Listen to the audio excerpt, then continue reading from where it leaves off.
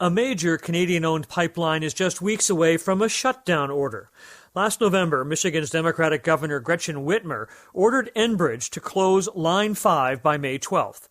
Line 5 carries about 500,000 barrels of oil and natural gas liquids every day between Western Canada and refineries in southern Ontario by crossing under the Straits of Mackinac between Lake Huron and Lake Michigan. Enbridge is currently fighting the shutdown order in U.S. federal court, but politicians here at home and in the United States are keeping a close eye on that deadline, including Mark Garneau. Line 5 has been around for over 60 years. Those who evaluate the safety of the pipeline have given it the green light as recently as this year. It is a safe pipeline.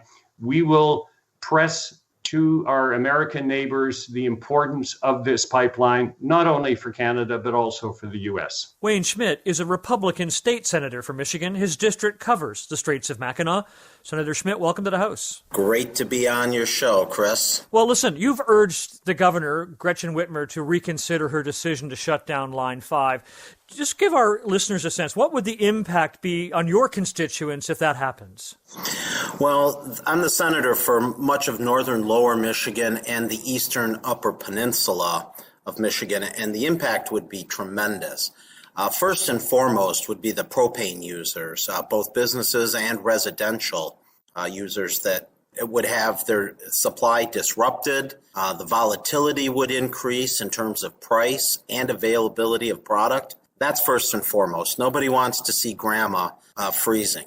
Second is the movement of oil from northern lower Michigan. We have an extensive oil production field in northern lower Michigan, and that product moves through it. And the third impact, and this is why it's great to be on your show, is also our relationship with Ontario and Canada as a whole, and the use of petroleum products throughout Michigan and Ontario. So that impact is huge also. So the argument that is being made by the governor is that Line 5 isn't safe, that the potential for a catastrophic oil spill would do irreparable damage to both the economy and the environment. What's your response to that? Because clearly there are concerns in this country about the environment. Right. You share the Great Lakes with us. Except for Lake Michigan, all of the Great Lakes are shared between Canada and the U.S. So to discount Canadians caring for the Great Lakes is just absurd. The chances for something catastrophic happening are very minimal when you look at rail, truck, and pipeline movement of energy. And I've got a good working relationship with the trucking industry and the railroad industry, but they are not as safe as pipelines. And I think that the key issue is we recognize that the Line 5, the Enbridge Line 5 under the Straits of Mackinac, that it is older. I think that when it was built in the 50s, it was over-engineered. It was bored through steel. It's not like pipelines today. It's sound as a pound. The difficulty is that in today's political environment, we want to make things bigger than they are. So understanding that, knowing that Line 5, I believe, is still very safe, the solution that we came up with, and this is the one that the legislature voted on, and at the time Governor Rick Snyder signed, was to have Enbridge build a tunnel under the Straits of Mackinac in the bedrock that's big enough to not only run petroleum and natural gas and propane, but telecommunications lines, etc., that makes it about as safe as you can get for moving energy, which you need reliable, affordable, and accessible energy. So this was a great solution, and I hope that we continue to move forward with it. The governor set a May 12th deadline to shut down the pipeline.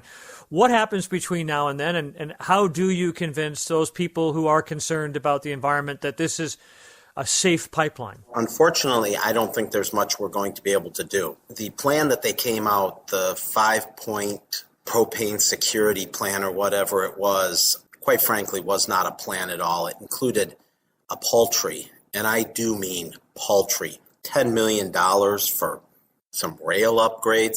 There really isn't much to do. I think that the courts are going to deal with this, and between the president and Prime Minister Trudeau, I I think there's going to be a little bit of a fight on their hands. A fight to keep this open, a disagreement perhaps, or I'm not sure when you say you're not sure what can happen. You're resigned to the idea that on May 12th there will be no oil flowing or any product of any kind flowing through Line 5? No, I think it'll keep flowing. But I think that between the Governor Whitmer and President Biden, they're going to try, but the agreements, both in terms of the easement for the pipeline itself and the international agreement that we have between the United States and Canada, I don't think that can be broken.